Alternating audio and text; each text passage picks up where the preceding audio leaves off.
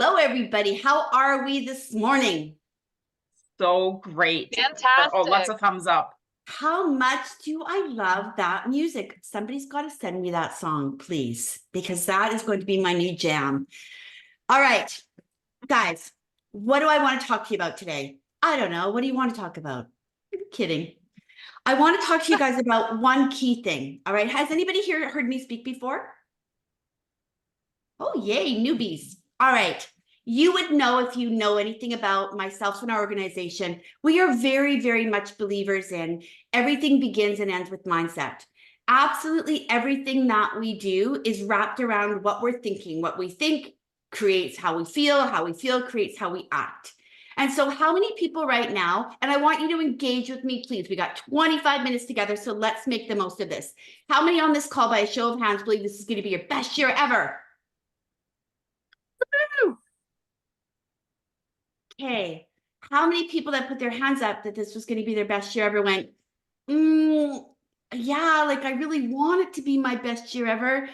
I have no idea how it's going to be my best year ever. Yeah, I'll play along. It's going to be my best year ever. How many had that feeling that we want it to be our best year ever? We think it, but is it really, really, really the truth? And I want you guys to think about that for a moment, because in order for this to be our best year ever, what does that look like? What does your best year ever look like? Because we have the willingness, right? We look at our business, we look at our personal life, we look at all of it, because we got to address every single area of our life. And you look at it and you go, what needs to happen? What needs to take place this year for me to end this year knowing that this was my best year ever? Is it defined? So I always recommend we do that in 3 different ways. What is our best year ever in business? What does that look like? Is it ends? Is it commission? What defines your best year ever? And then what defines your best year ever in your personal life? So what does that look like? And I want it to be clearly defined, tangible, measurable. How do we know if we're on pace? How do we stay focused? How do we stay in the game? How do we stay excited about what it is that we're doing if we don't have a clear idea of what we're shooting for and where we are in the race? So would anybody wake up every single day and race without knowing where you are, right? So it's so key and so important, because this word that we talk about, productivity lives in our activities, but productivity is in every single part of our life. And guys, I want you just to kind of reflect for me for a moment about what this last year in real estate has been like, what this last 2 years, what this last 3 years, hell, what this last 5 years has looked like in real estate.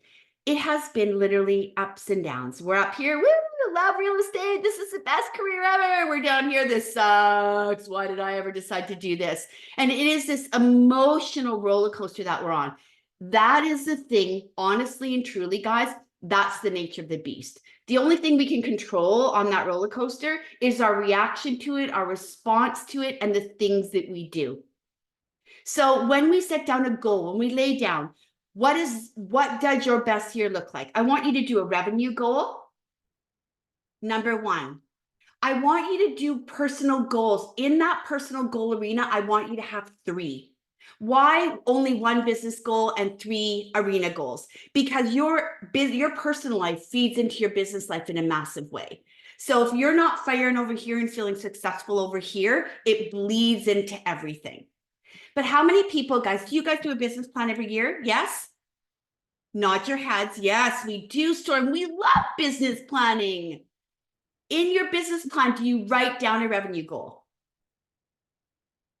How many people get halfway through the year and cross out their revenue goal?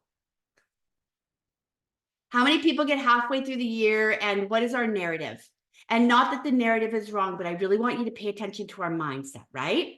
If my narrative is, well, that was my goal, but this happened and that happened and interest rates went up and we don't have enough inventory, and I have that narrative, do I really believe and am I living into my best year ever? I'm absolutely not. So what I want you to do is I want you to find really definable activities, really definable things that you can do. Because I'll tell you something, guys, best year ever sometimes does not live in the results, because the result is the one thing we can't control. Best year ever lives in the behaviors. Best year ever lives in showing up every single day and doing the work. That's where best year ever lives. I'll give you an example of this. I have a client of mine. She's a really, really, really high achiever. Okay. Her goal last year for gross commission was over $1 million. She hadn't broke $1 million. She was firing all cylinders. She's a giver, man. She is just such a giver. She is really, really, really client-centric. We got to the end of the year and her gross commission, I think, was $895.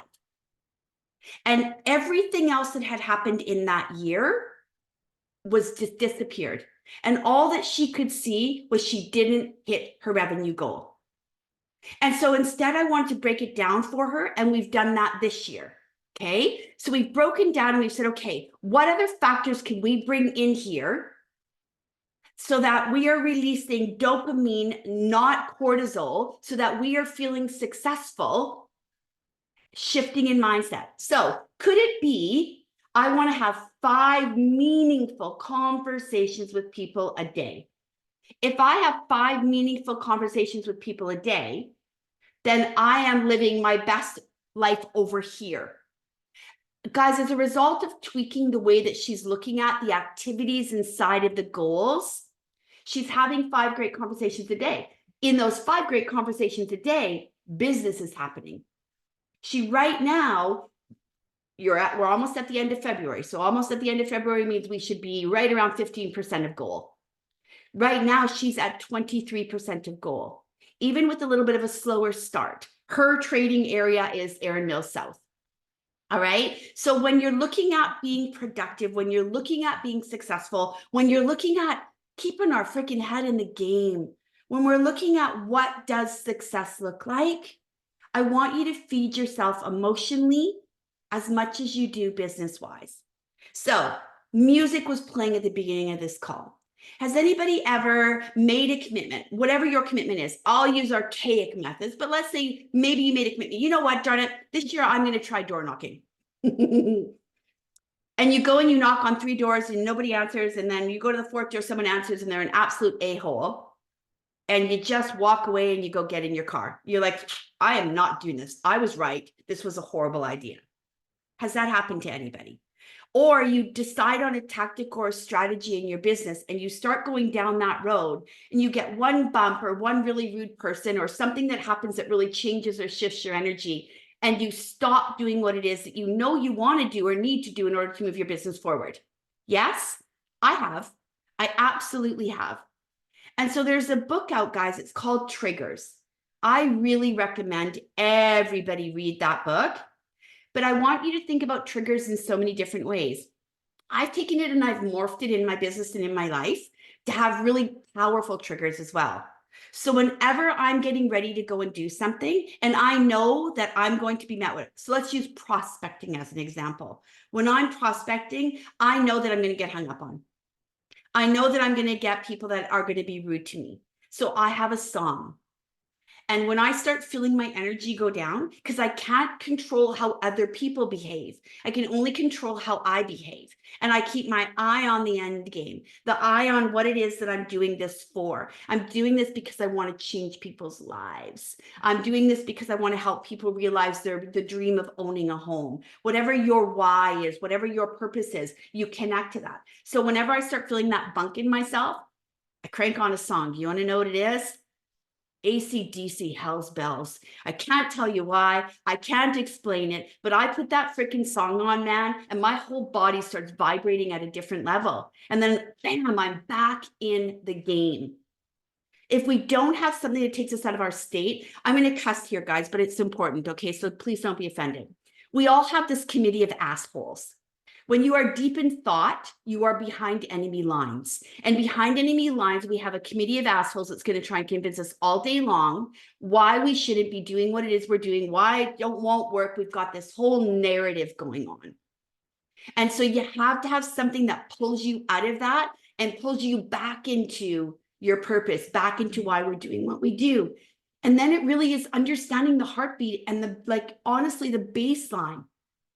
I have the privilege of I love what I do. I truly do. I've got girlfriends that say, hey, Storm, when are you going to retire? And I said, the morning I wake up and I'm not jacked up as shit about what I get to do today is the day that I will retire. Until then, I love it. Does that mean every day is puppy dogs and lollipops? No, it's not. But when you show up in your business for others and you don't show up for you, the greatest struggle we sometimes have, guys, look at impossible to be a human being and not have ego. It's impossible. What doesn't have an ego? An ant. Are you an ant? No. But when you want to do something, when you know doing something in your business is going to make changes and it feels uncomfortable and you stop and resist, in that moment, you are not in service of others. You're living in your ego. And that is where we don't want to be. So it's not about you. Get out of your way. Get out of your way. And when I say that, what do I mean by that? Not every single person that we connect with is going to like us. Not every single person that we connect with is going to connect with us in any way, shape, or form. Some are going to be rude. Some are going to be horrible. But it doesn't matter. If I know my numbers, and if I know 10 a-holes have to hang up on me before one person is going to have a conversation, then every single time that happens, I know that I'm one step closer to finding that one human being to connect with. And I show up in service of others. So I want everybody to close your eyes for a moment. Please close your eyes. I can see you. Okay. I want you to visualize a pack of zebras for me. Can you tell one from the other? Okay, open your eyes. Every single zebra is unique. There is not one zebra that is like the other. But when you put them in a pack, they all look the same.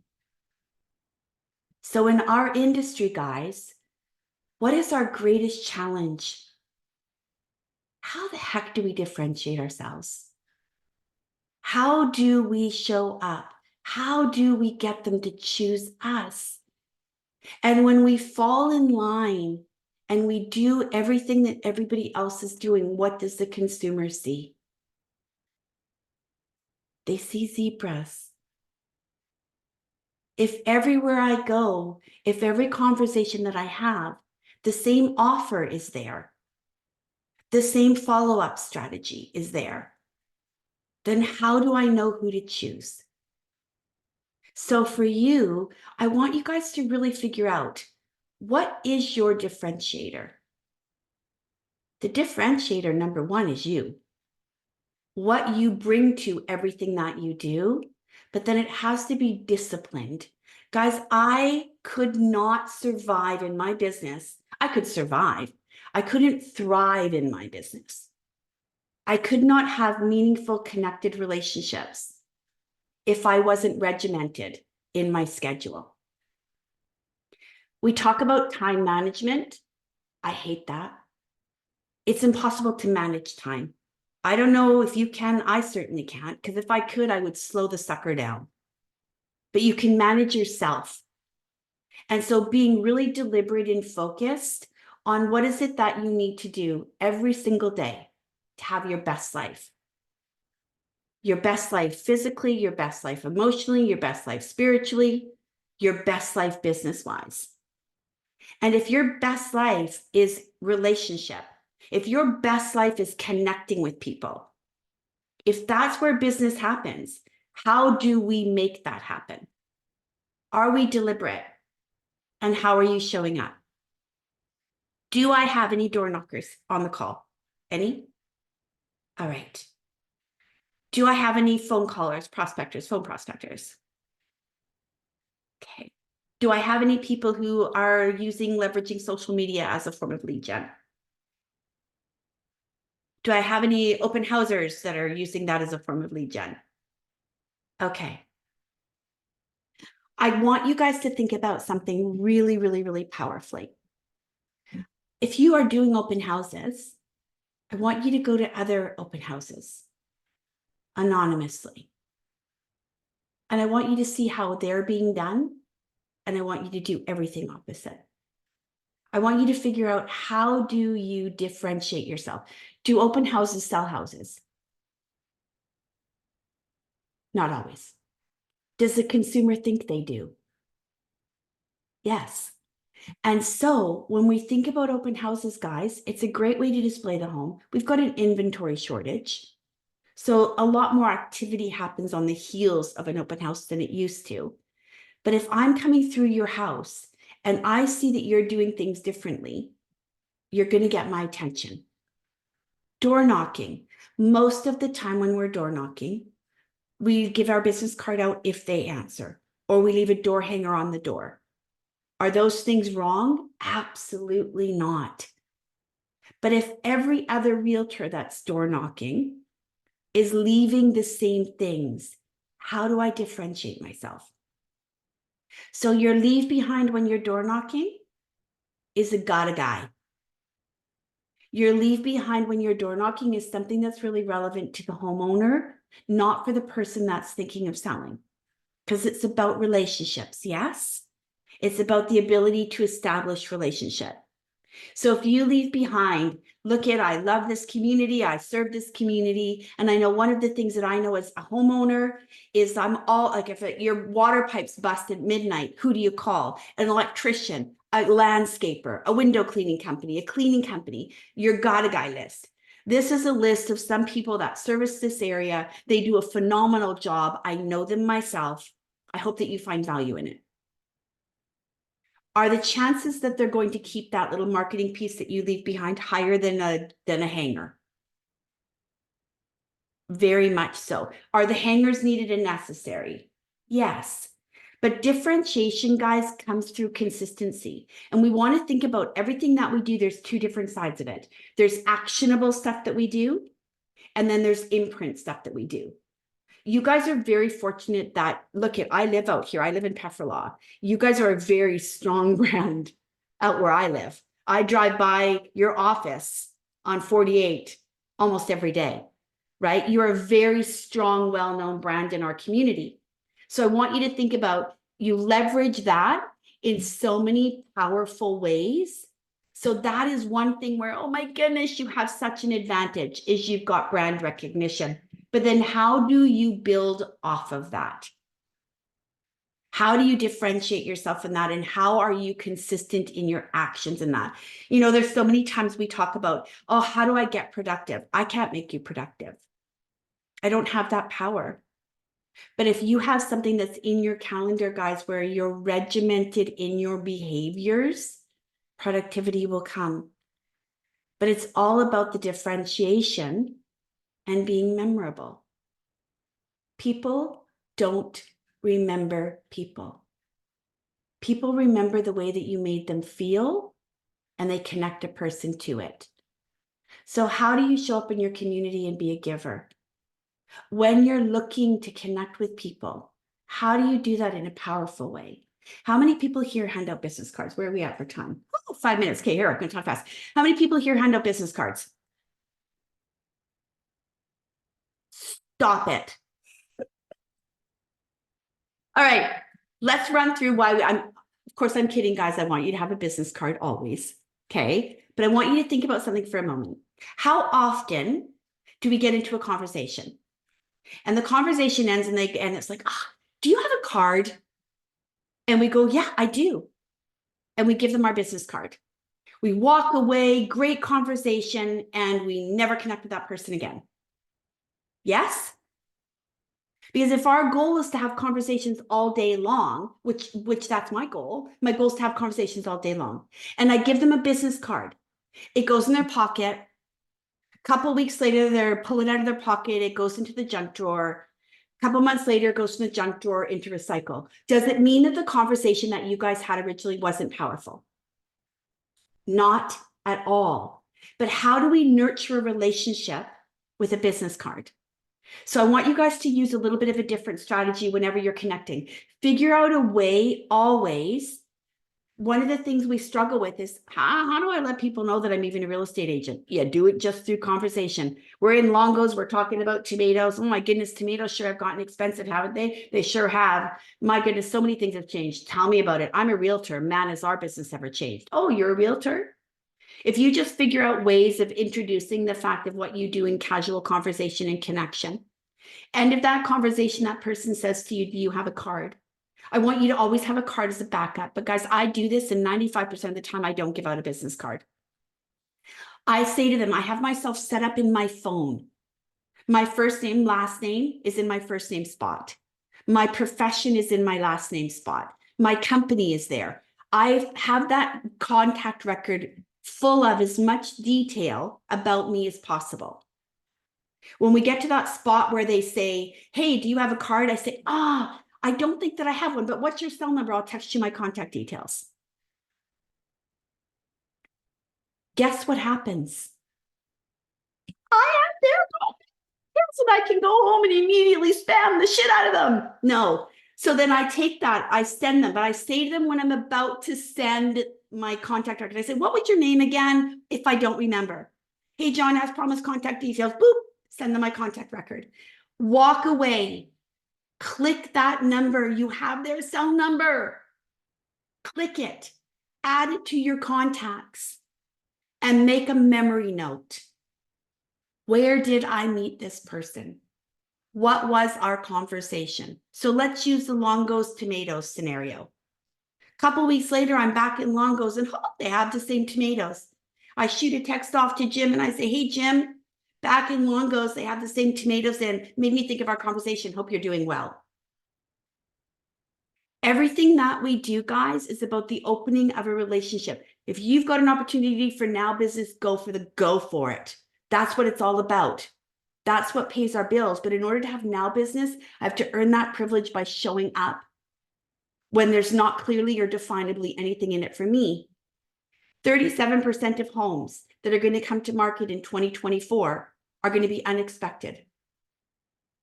The person was not planning on selling. So if my goal every day is waking up looking for buyers and sellers, shoot me now. I'm relevant to 5% of the population. If my goal is to wake up every single day and be an absolute resource center, a trusted advisor, a connector, a giver, when somebody's life circumstances change and that unexpected thing happens in their life, like mortgage renewal, and they have to sell, there's no doubt in their mind who they're going to call. So productivity lives in activity. And activity lives in what does your best year ever look like? And then live into it, but make it measurable, guys. If you say your best year ever is to have a phenomenal relationship with your partner, and you wake up in the morning and your partner and you have a fight and you want to throat punch them, and I call you and I say, are you having a phenomenal relationship with your partner? You're going to say, hell no, I want to kill him. So you have to have definable things inside of what is a phenomenal relationship to you. Is it date nights? Definable, measurable. If not, we bounce around like a freaking ping pong ball. We get halfway through the year. We look at our goals. We're not there. Cortisol starts being released, and it's the opposite of what we want.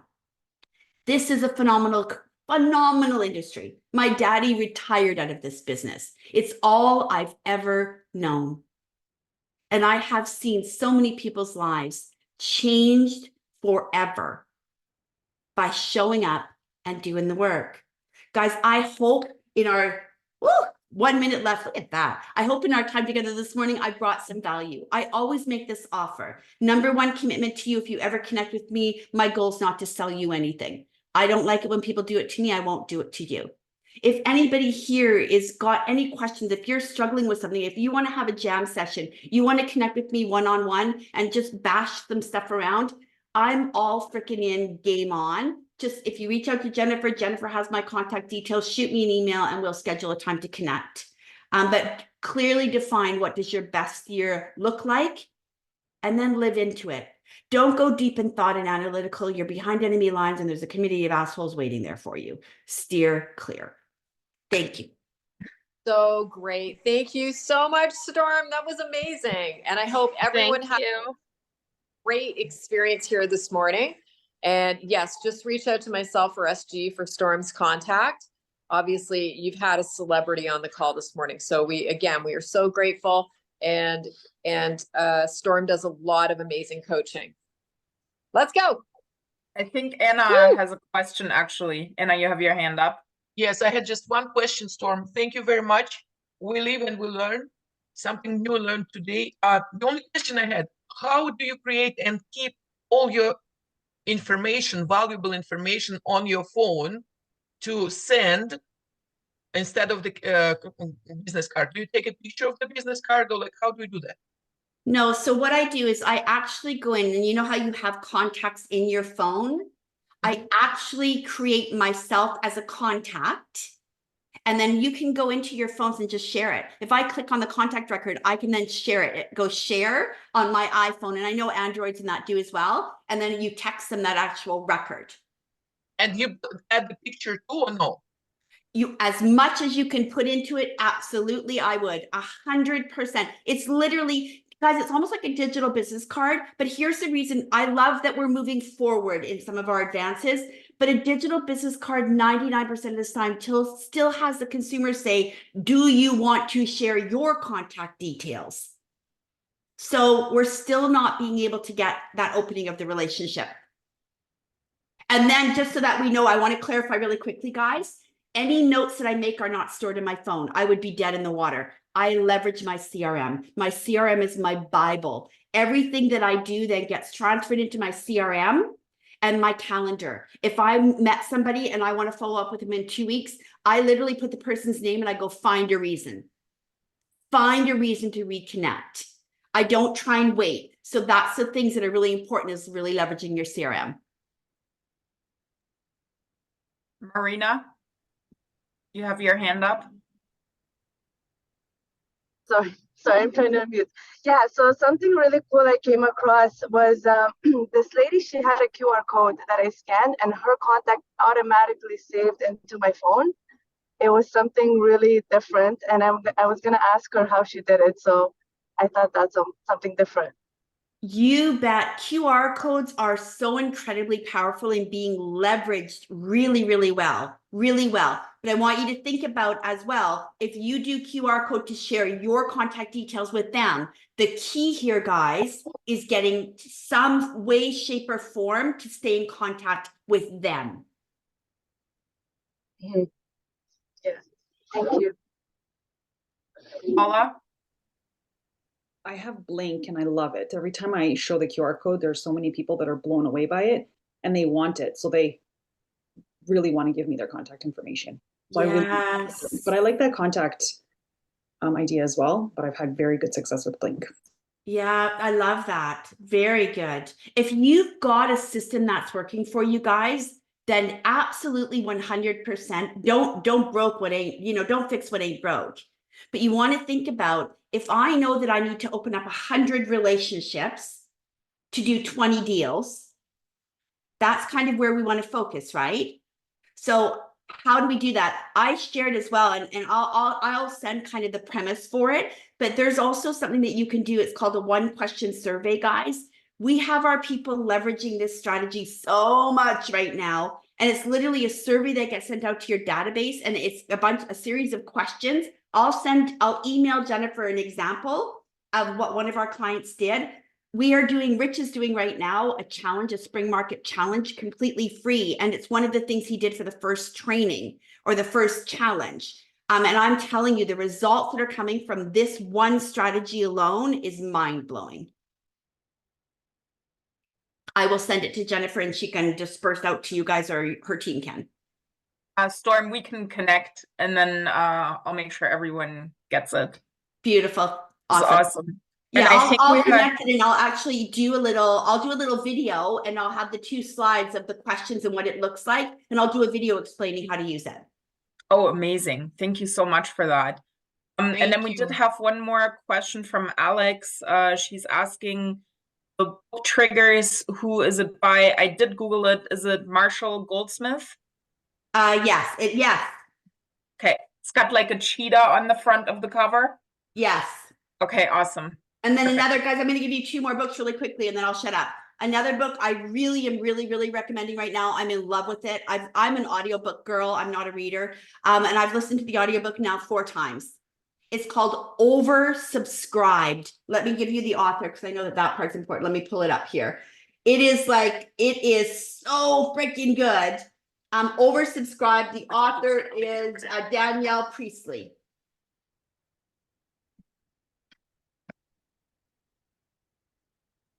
The giver gets the most is one a philosophy that we have. So there's a book by Adam Grant called Give and Take.